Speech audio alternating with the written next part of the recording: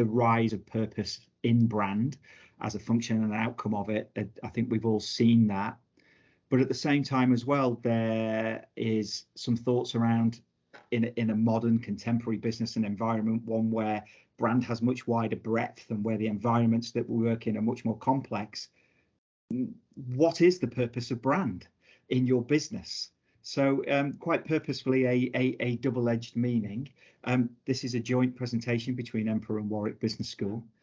My name's Keith Taylor. I'm one of the brand leads at Emperor, and tend to help clients actually work out scopes of what it is that we're looking at for their business, how to align that with business strategy, and then also guide clients through Emperor as a business and sort of put a team of experts together to help them really evaluate their brand, how to execute it, and then campaigns and things out of that as well. But I'd like to introduce you today as well to Laura Chamberlain from Warwick Business School. Good morning, everybody. Delighted to see so many of you here. I'm Professor Laura Chamberlain from Warwick Business School. I'm a Professor of Marketing, I'm a researcher, educator, but I'm also really passionate about bridging the gap between academia and industry, which is why I really enjoy doing projects like this. So Laura and I have been working together with a broader team at Emperor for around about the last 6 months. And what we started off doing was we wanted to create a piece of research and insight that had some impact and some meaning. So one of the things that we didn't want to do, and it's a phrase that I might use occasionally, is lead the witness. What we didn't want to do was decide what we wanted to know and what we wanted to research and what the outcomes would be. What we wanted to have was a process that was really valid to a modern day business environment. But to do that, there's some things that we come across every day in terms of either our work with clients or our work with students or our research that started to set the scene for us. And when we set off on this journey of the research, what we saw was a couple of things, and that's in conversations and in the work that we do. The first was that the brand itself is becoming increasingly broader in terms of what brand is asked to do. I think if we went back round about 5 years and we sort of looked at what the core value of brand was, it was really about brand advocacy, brand reputation, and really understanding your value proposition so that you could take your business to market. But the conversations that we have these days are much broader than that. Brand's got to include things like ED&I. It's got to include sustainability and responsible business. It talks about purpose. It talks about shared value. It talks about culture in a very different way, particularly around attraction and retention. And so what we see is that the breadth of what brand has to deliver to a business is getting an awful lot wider. But at the same time, what we also see is complexity in the business environment within which we all operate. And I don't think we need to describe that. I think if we look back at the last 2 years, we've probably all faced a business environment with a pace of change and an agility that's required from brand that we've never seen before. And if we think about what the next 2 years look like, I think we can all say that with some certainty, it's going to be uncertain. So what happens in these moments, and this is very much brought around from experience, is sometimes what we see is it's difficult to decide where to focus, what to do next. And there's also some complexity, particularly in B2B businesses, around, well, what we see is consumer trends and what does that mean to us in a B2B environment. So what we wanted to do was try and understand that environment, actually make some sense of it, and actually then give some guidance as to what we believe off the back of this research businesses can actually actively do to make it less complex and to make sense of the breadth and know where to focus.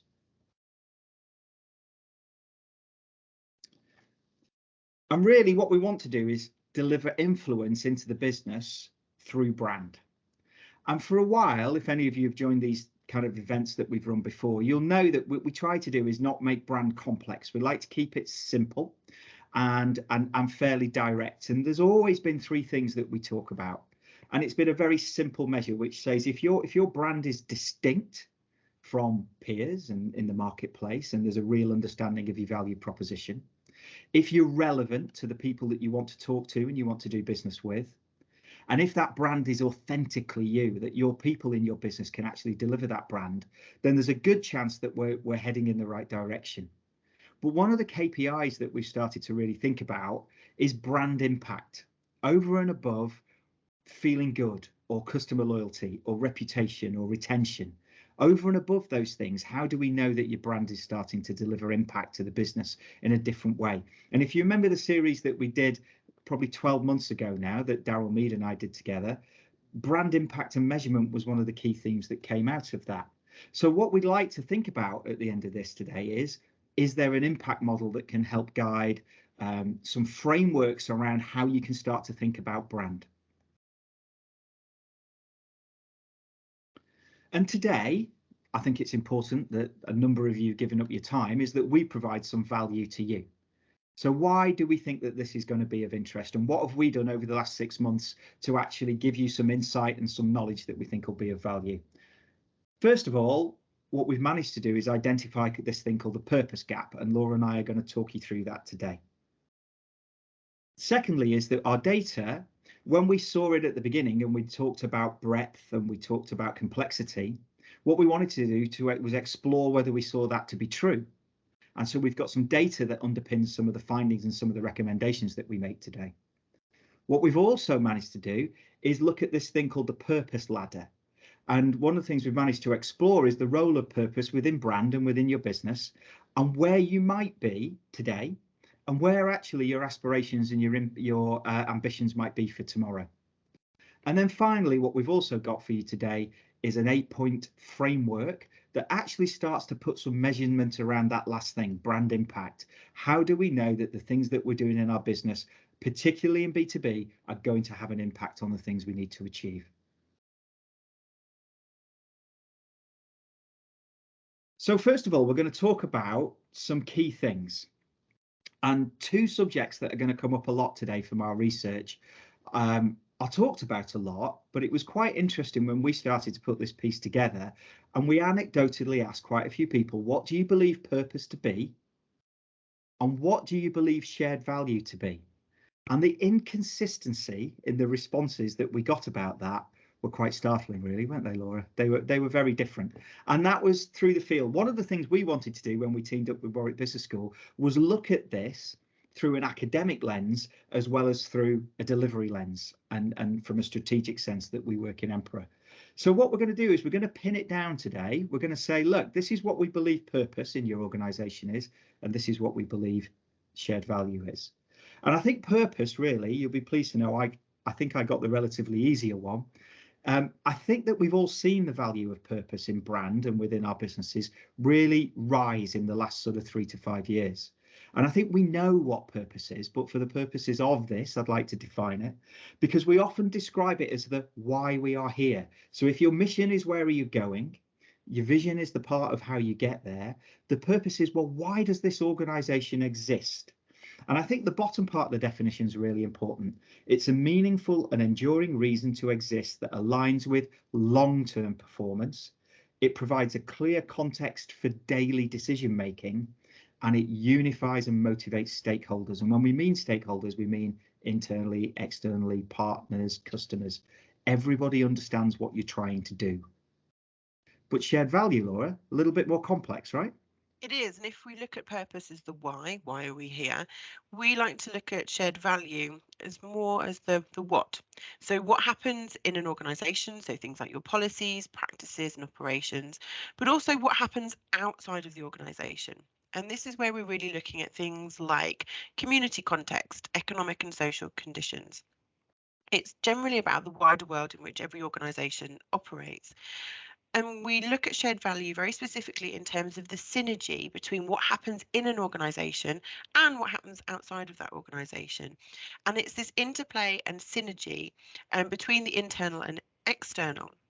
But when it's successful, it can actually create this idea of value beyond just being competitive.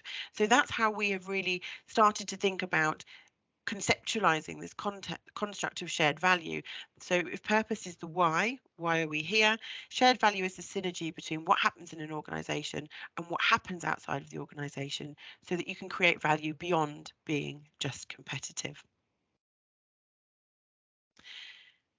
So we've given you some definitions, and I don't want to get too academic about it, but any of you who are on this call who know me will know that I'm not one to let you sit and fall asleep whilst you're listening to us, hopefully. So we'd actually like to ask you some questions. And I should say, these questions, we're not going to do anything with this data other than just for an interesting point of reference during this call today. But given the fact that we've talked to you about purpose, and that is the why are we here in an organisation, we just wanted to know if purpose is part of the daily conversation in your organisation. So on your screen, you'll see the poll, and you've got three options. You can say, yes, it's regularly something that's part of our daily conversation, maybe sometimes, or no, not at all. So if you'd like to submit your answers, that would be really helpful. And I should also just tell you that you have to submit an answer in order to get rid of the box that's appeared on your screen. So I can see lots of you have answered the question already, and there are still some answers coming in. But according to my screen, we're showing that it's around 36% are saying yes regularly, 48% are saying maybe sometimes, and 14% are saying not at all. Now that's really interesting because we're going to pick up on this when we look at some of the data that we've collected in a couple of moments. My second question is, does your organisation drive positive change for society and the environment? If you think about my definition of shared value that we've just given you, understanding what's happening outside of the environment and that synergy between the external and the internal is really important. So, does your organisation drive positive change for society and the environment? There's no judgment here. So the options you have are yes, it's firmly on our agenda, maybe at some point in the future, or no, it's not important to our business model. And again, we're going to use the results here for no other purpose than a discussion point when we look at the data that we have collected around these points as well. And just to say, I just quickly summarise, I think 59% are saying yes, it's on the agenda, 31% are saying maybe, and 8% are saying no, it's not important to our model. So we can see a variety of responses here, which is reflecting that kind of complexity that Keith was starting to talk about earlier. I think it does as well, doesn't it? Especially when you look at the purpose figures, Laura. You know, is purpose part of the daily conversation in your organisation? Only 36% of you today have said yes, it is. 50% of you said sometimes, and 14% of you said not at all. So what you've got is really 15% of people only, sorry, 50% of people only using purpose either, you know, within the business as an active thing. That is interesting when obviously we know the figures that follow, right? It is, but also what's very interesting to me, just as a first take on this data that we've got in front of us, interestingly, there's been a lot of discussion around purpose in the last few years, as you mentioned earlier, Keith, yet more people are saying that their organisation is the driving positive change for the society and environment is firmly on their organisation's agenda. So again, a slight mismatch as well between purpose being part of a daily conversation and what's happening in terms of one of the elements of shared value. But we'll pick up on this as we go through our data. We will. So look, because we wanted to do this job properly and not express our opinion, what we wanted to do was go out and actually navigate our way through something. And I'll be honest, it's been difficult at times. Sometimes we have taken 3 steps forward and 2 steps back, and we've had to reassess some of the data and the findings and the learnings that we've had, because it's not been clear. And actually, rather than us trying to find this perfect result, what Laura and I decided was it was better to actually talk to you about what we found and why, because we do actually believe that it is reflective of what's going out in the world. But this was our process. I'm not going to spend a long time on this, but we did try and set up a hypothesis of what we saw, and we talked about that earlier about breadth and complexity. What we then did was we collaborated with Warwick Business School to try and make this a piece of independent research that we could both have some value out of. So it has some academic value, it also has some business value, I believe. The way that we formulated these opinions was we went out, and the beauty of working with Emperor is that we're very connected to people who look after things like responsible business and sustainability, through to brand, through to reporting, through to people and culture projects. And we sought their advice around the kind of conversations they were having with their clients, or we spoke to clients directly and asked them what was happening in their business. And we also spoke to some academic leaders about the kind of work they were doing with organizations. And when we put that whole thing together, what we managed to do then was go, right, we've got a really robust discussion guide now, not to guide an outcome, but to guide a conversation. And what we then did was we went out to a panel. We managed to speak to 228 people. We'll give you some more background on that. So we felt like that was a really robust piece of research, particularly amongst the spread of people we got and the breadth of organizations that they were in. We then came back, and as I've said, the first set of data analysis, to be honest, Laura, it was foggy, right? And Louisa was working on this with us as well. And at first you think, that is that what we wanted to find? But what we wanted to find isn't important. It's what's happening that's important, and the value and the advice that we can extract from that data. We then took that data, we went back and we tried to make sense of it with a leading academic team, and also with our strategic advisory board and with further people around the business and clients to sense check this thing that we'd found. And from that, we've been able to evolve our findings of today. It's been a 6-month process, so we feel that this is quite robust and quite reflective of where we are. So Laura, who did we speak to? We spoke to 228 international marketing leaders.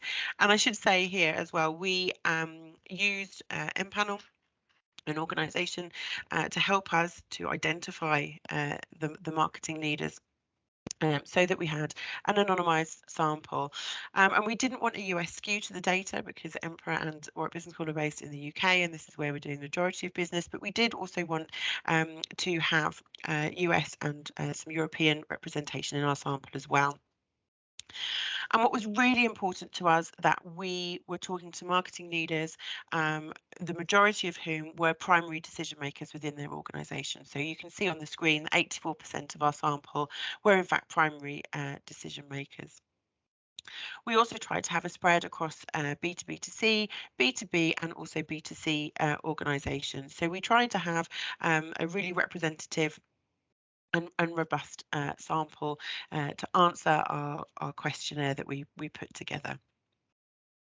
And I'm not great with numbers, but 43 plus 29 meant that we were trying to spend more time in the B2B space because we felt that that was going to be more important.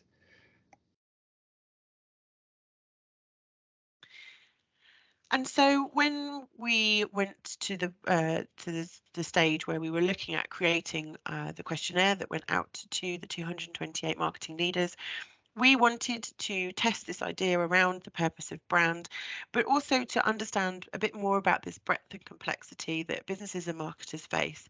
So we looked at the data that we'd already collected from the earlier stages of the research, as Keith outlined to you, and we looked at 11 particular constructs, which you can see on the screen in front of you, that allowed us to investigate the issues around brand, purpose and shared value in more detail. And you can see on the screen, these are range from things like employee experience to sustainability, importantly brand strategy and brand positioning and brand measurement, alongside things like the societal environmental impact, brand value, shared value and purpose as well. So based on these 11 constructs, we created our questionnaire, and we are very happy to be sharing the results of that with you today. So when we look at what we learned, there was one big headline statistic that really jumped out at us.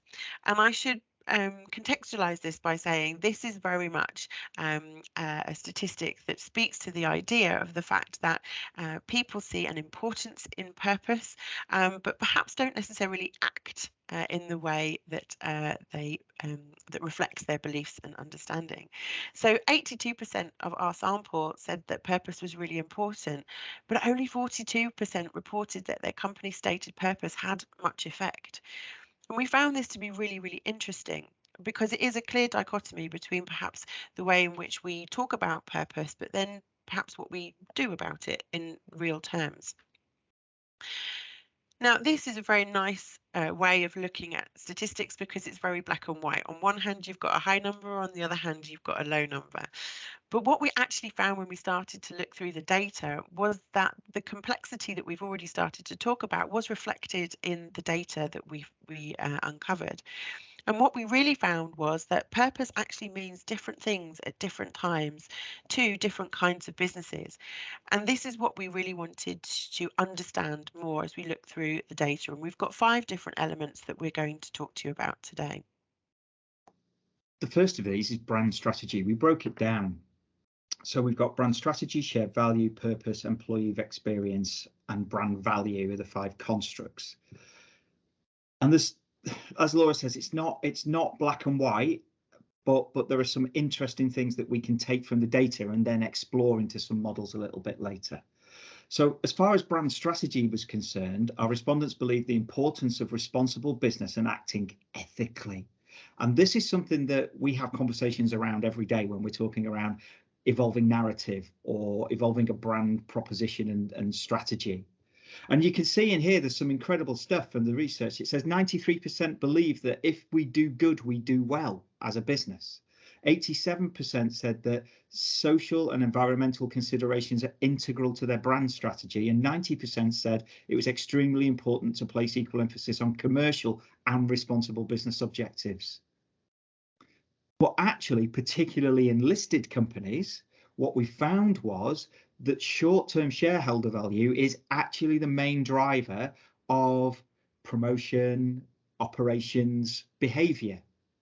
So can those 2 things be aligned is one of the first sort of questions that we have on the table, because 65% that their primary aim is maximizing short-term value for shareholders, and 64% that they believed it was extremely important to drive positive change. So that's only 64% said that, whilst 90% said it was really important to place equal emphasis. So what we're starting to identify is this gap between what we want to do and how we talk about it and how we need to actually operate and behave.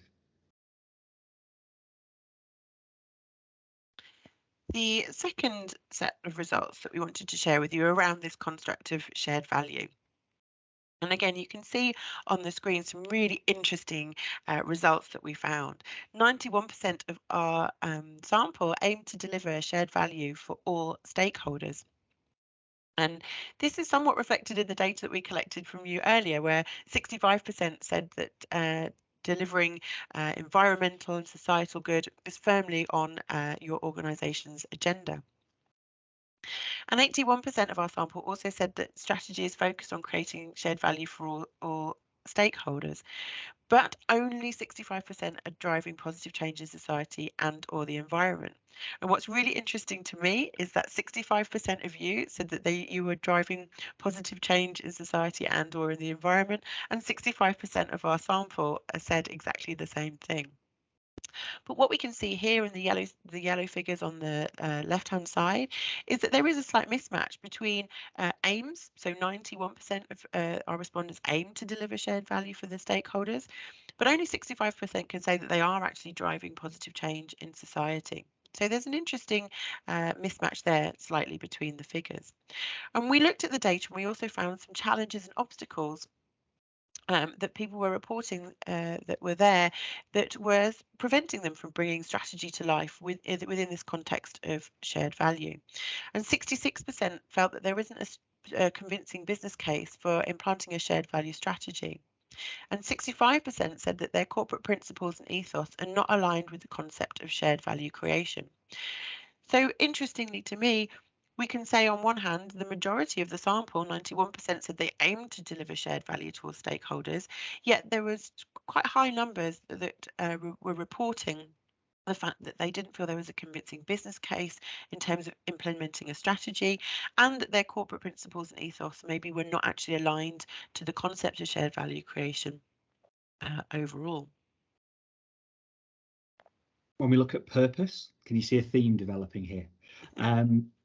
98% stated that their purpose was extremely important. 72% said that their customers expect them to satisfy their needs in a responsible and sustainable way. And 81% said that all of the innovation that they think about in the business must have that angle on it. But there's a couple of incredible stats on the right here. 71% use purpose as a framework to guide strategy and decisions, so that number lowers again. And this one was quite a high figure to us. Only 45% of people believe that purpose drives value creation through guiding the best response to changing needs at times of disruption. So you would think when disruption and risk and when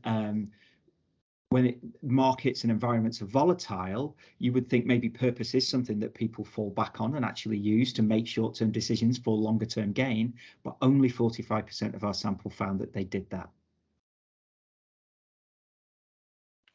And it's tempting to always look externally to an organisation when thinking about purpose and shared value, but it is also important to look at the employee experience.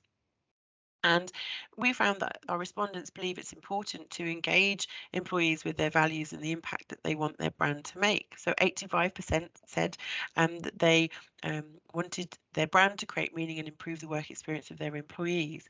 And then 78% said that they think it's extremely important for their brand to align beliefs and behaviours in their organisation to create shared value.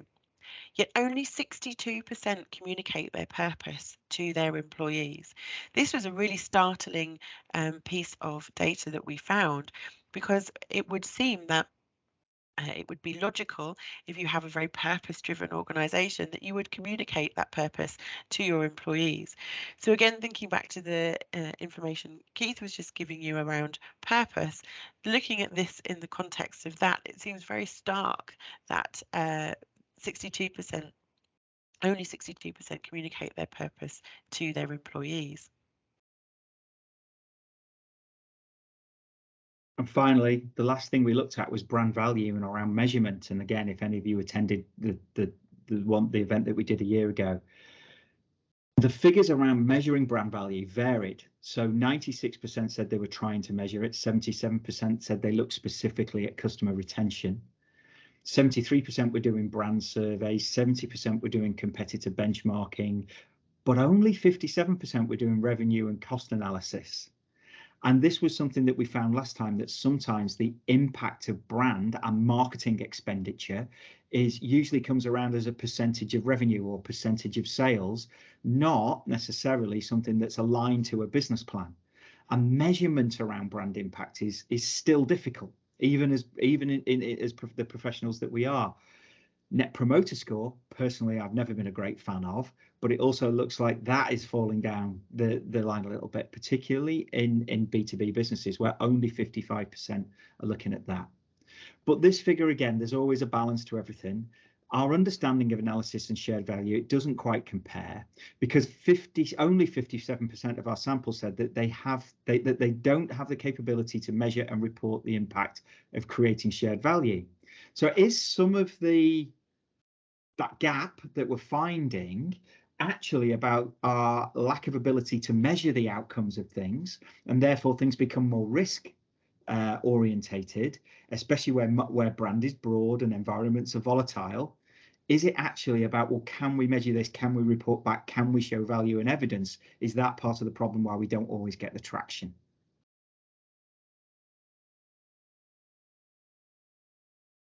So what we did find was that we started to identify this purpose gap, okay, not just from the data, but also from the conversations we were having, the insight we were having, the analysis that we were having. What we found was that the conversations around purpose and shared value, they mattered, and they mattered a lot to organizations. And what they were saying was it mattered to how they, not only how they would perceive themselves, but how they wanted to be perceived.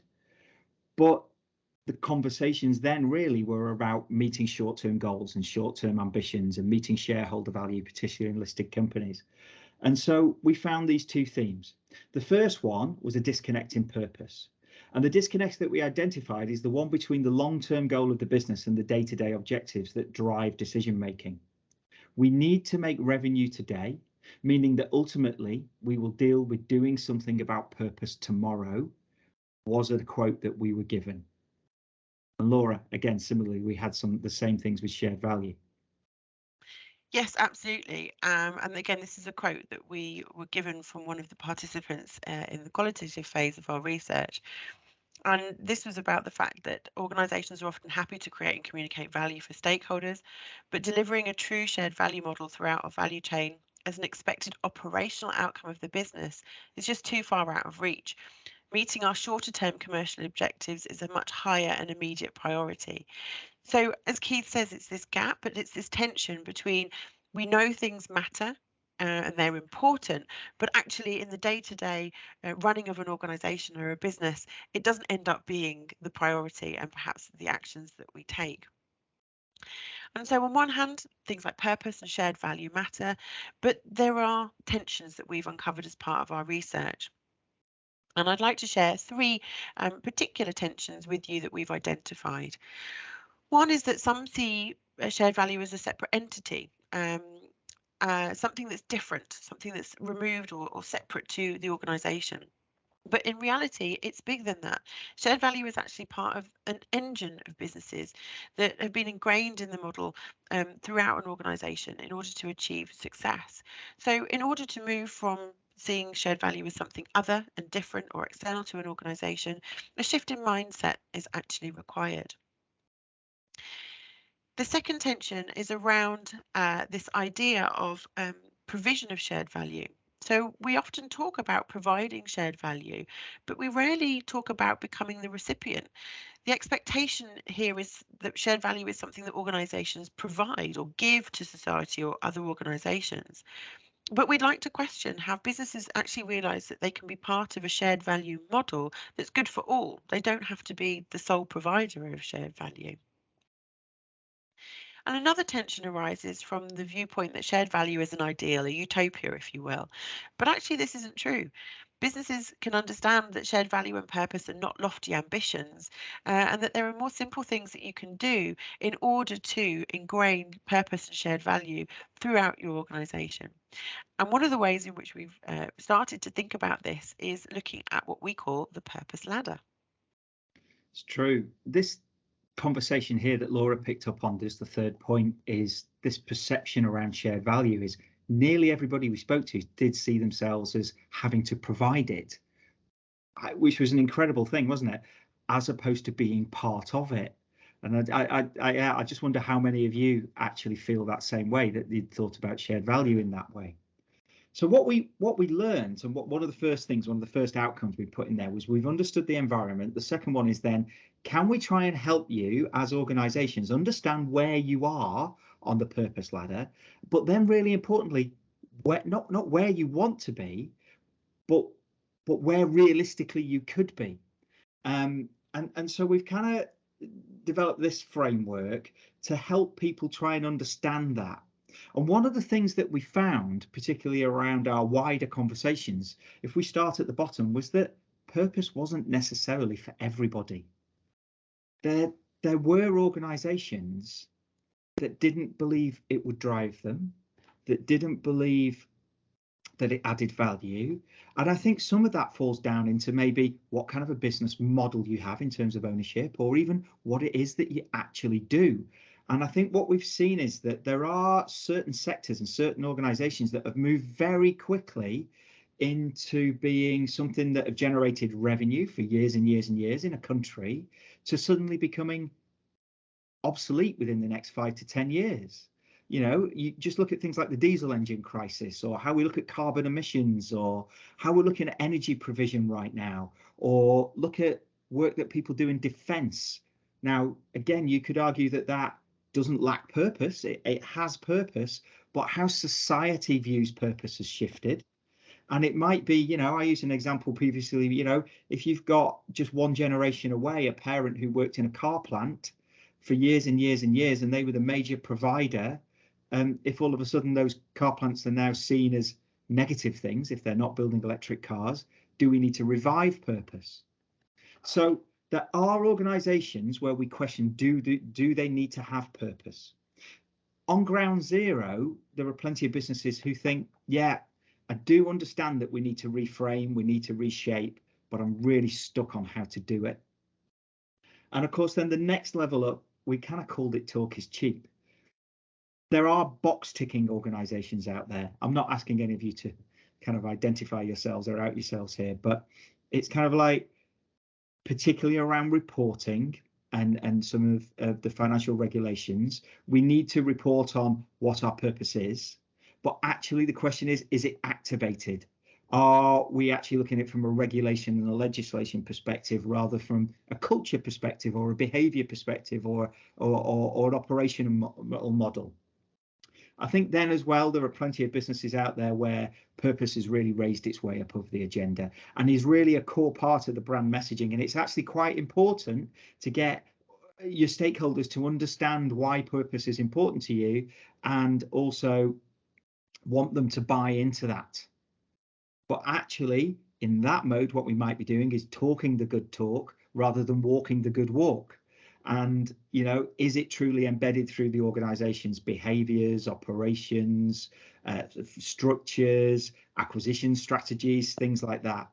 And that's where we can move to level 3, where really we've called it culture and operational, where actually many businesses are not just talking the talk, but very much walking the walk. And if you remember an event that we did last year with our friends at SAN and our friends at Greencore was very much one of those organizations that had really embedded, certainly up to level 3, the culture and the operational model.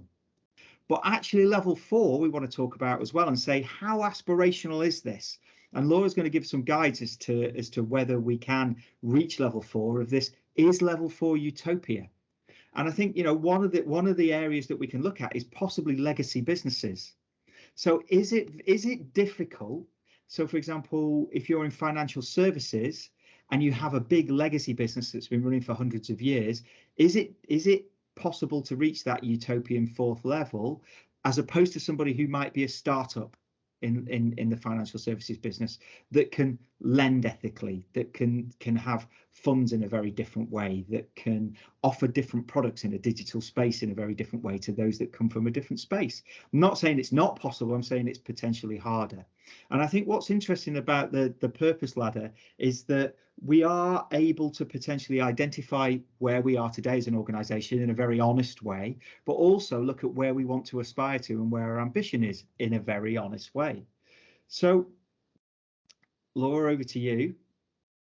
Yeah, so I just was interested, based on our definitions that Keith has given you around the purpose ladder, if you would like to share us today, where are you today on that purpose ladder? Does your organisation have an undefined purpose? Are you at ground zero? Do you think you're at level 1 around regulation and legislation, 2 around brand messaging, or perhaps it's around the culture and operational points that Keith was talking about? You do have purpose ingrained in your organisation and you're walking the talk, or you may be at level 4 and you may be walking the walk. I would just be really interested just to see as a quick snapshot, and again, we're not doing anything with this data, there's no judgment attached to it, just to see where we think we're at on our brand purpose ladder today. And I can see, thank you for those of you who are answering the question that's up on your screen. And just out of interest, we have the majority of you here saying you're at level 2, so in the brand messaging. 34% saying at level 3, culture and operational, 9% saying at level 4, and 6% at 1, and 3% at ground 0. So a real range of organisations across our purpose ladder. And I think that's really interesting because it reflects the fact that lots of organisations are at different points on the purpose ladder, and it's absolutely fine. You know, there's no judgment attached to it. And I think one of the points I wanted to just pick up on that Keith was talking about when we talk about this ladder is that for some organisations, level 4 just isn't a practical goal in many respects. There's nothing wrong with being at level 2 or 3, for example, or if you're at a lower level, perhaps having that as your ambition. And throughout our research, we've looked at influences, things that will influence an organisation's ability to climb that ladder if they wish to do so. And Keith alluded to this earlier, but we've talked about this idea of purpose and whether if you're a legacy business, you may be what we'd call a purpose newcomer. Purpose hasn't traditionally been integrated into your organisation, so it's something that is relatively new.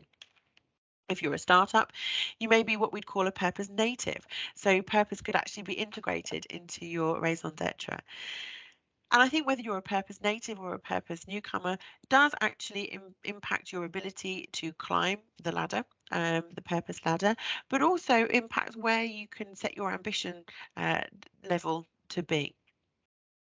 There are also practical factors around ownership and accountability. So if you're a listed organisation, privately or employee owned, or even possibly owned by members, that will have an impact again on how an organisation can climb the ladder. And as I said at the beginning, when we looked at the data, purpose means different things at different times for different businesses.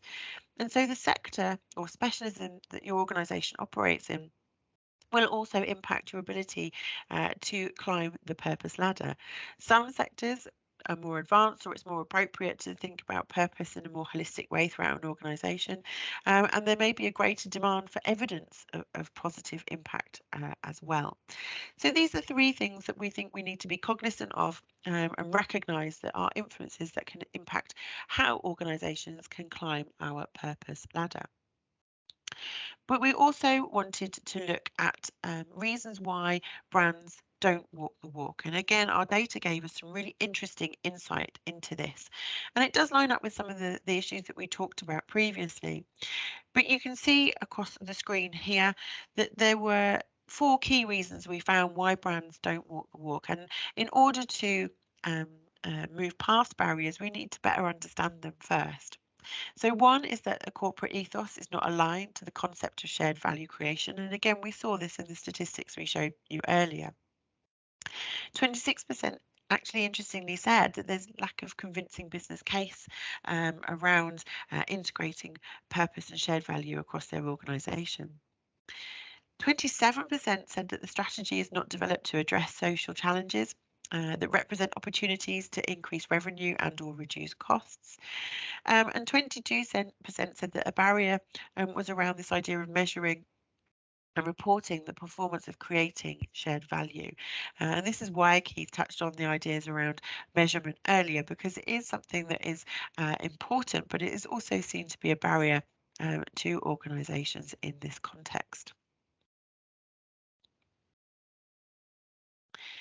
So another question from me, and this is just a really quick question, but do you believe your organisation has the ambition to climb the purpose ladder? Do you think this is something that your organisation would be interested in doing? So the 3 answers are yes, it's important to us, maybe, but we need convincing, or no, it wouldn't provide real value to our goals. And I think I would also say here, even if you are a level 4 organisation, there's always room for improvement, right? So I think this is very much a ladder that could perhaps potentially have a lot of room for manoeuvre, even at that very top level. I can see here that 69% of you have said it's important to us. All the numbers are still coming in. 34% are saying maybe, we need convincing, and 3% say no, it won't provide value to our goals. It's interesting to see the range of answers there. It's heartening to see that a high proportion of you are saying yes, it's important to us, but very interesting to see that 34% are saying maybe we need convincing. So the final act, so to speak. When we went out and did this research, as I say, we didn't want to lead the witness into, oh, we've got this kind of great outcome, this great reveal.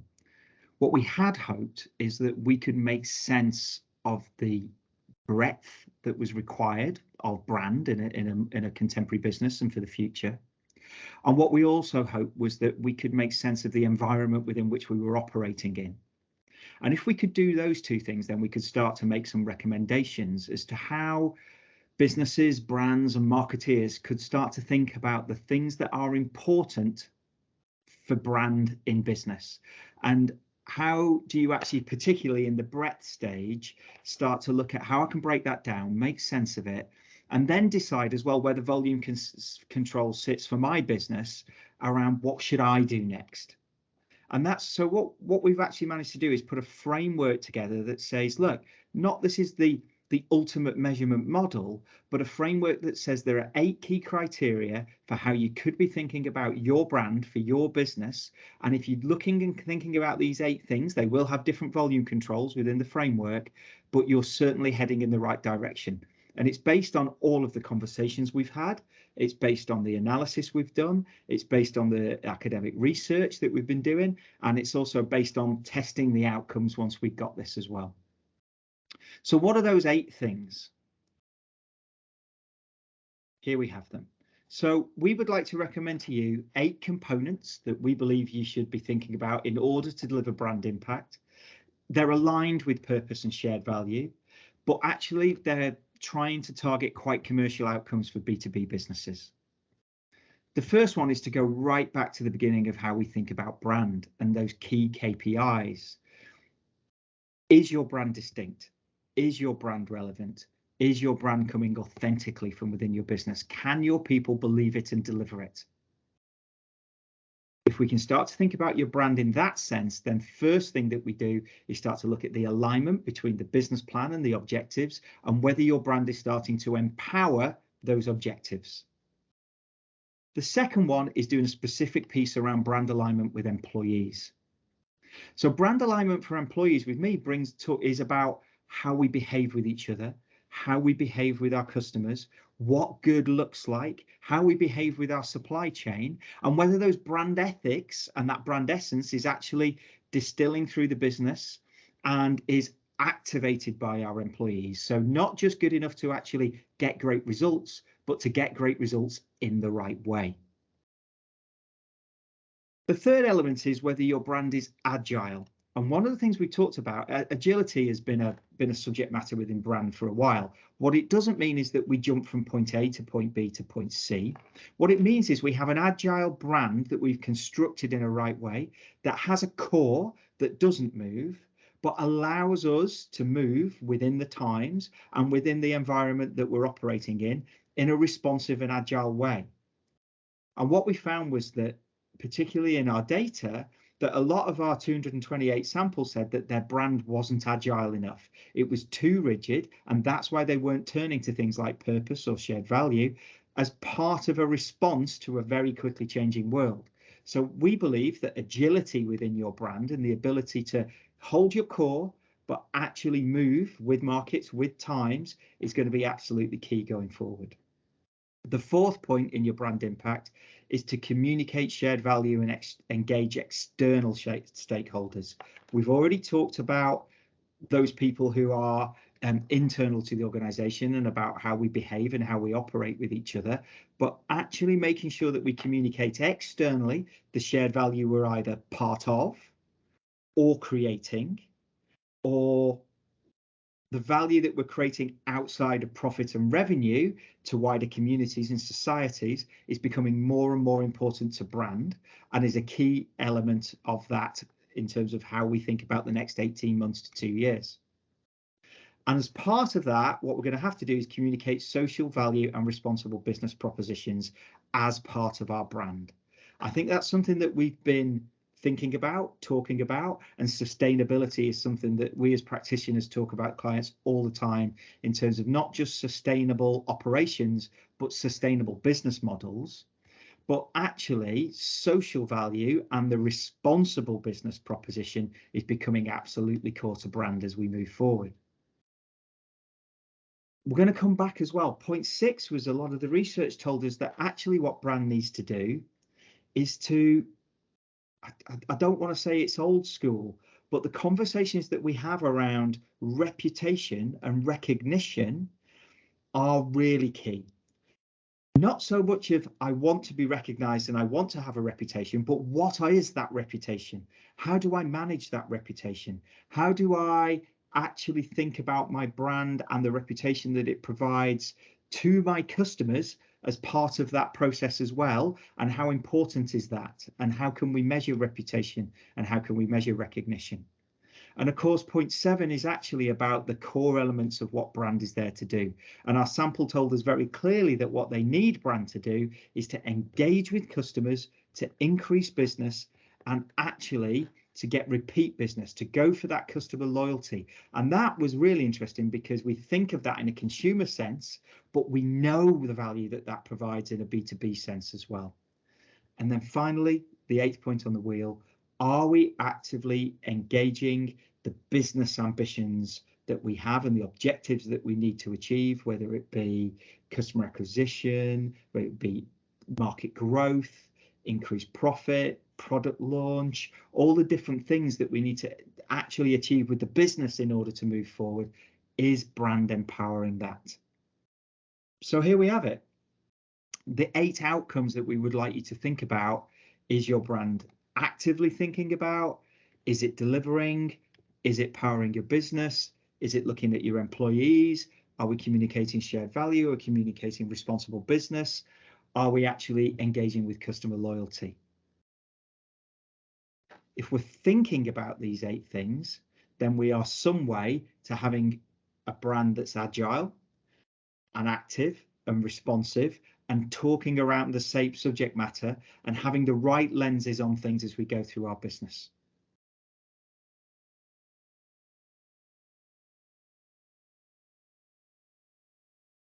So where do we take this next? Where we take this next is what we're going to do with Laura and her colleagues at Warwick Business School, is try and turn that impact model into something that is quite measurable. So that actually what we can do is we can talk to clients and we can talk to students and we can talk to the wider communities around looking at that impact model as something that's quite active. Now, we know we need to do more work, and we need to do more work around people and culture. We need to do more work around responsible business, and we need to turn it into an active measurement tool. So we're going to do that in 3 ways. We're going to spend more time with clients, and we're going to further substantiate this insight. And we'd love you to get involved. And actually, if you're thinking this model's of interest, or you'd like us to come and look at your business and talk to you around this model, then we would love to do that in collaboration with you. We're then going to see if we can turn it into an active measurement model. So that's our plan for the next 12 months. And we're going to work with Warwick Business School to do that. So, final question. Would you like to join us on this journey? Or, of course, what I should ask is, are you sat here going, this model could really, really help my business today? If it could, then, you know, we'd love to help you with some of the issues that we might have recognized today and talked about. But also, the last question is really simple. Would you like to take part in the next part of our research? Would you like to join us on this journey and be part of a group that we would like to put together that takes the insight a little bit further, takes the measurement a little bit further, and helps us evolve this model into something that's quite active? If you would like to join us, then please do, and we'll get in touch. If it's not for you, then that's fine. We understand that too. I'm afraid when we do these things, it's a yes or no type answer. Hey, thank you for your time and your attention today, and also for taking part in the research. If we can help you with any of the issues that we've identified today, we'd love to talk to you. Please get in touch. If you have any questions, please do that too. We've written a white paper. And so what we're going to do is we're going to actually send that out to you. So it's got all the detail that sits behind the research. It's got some narrative around the environment that we see, and it's got some explanation of our model. So your prize for today is to receive that. We will forward that to you, we hope, within the next sort of 24, 48 hours. Thank you. 2 words that I think that are really important. Thank you for registering. Thank you for coming. Thank you for your time. It's really appreciated. Take care, and we'll see you soon.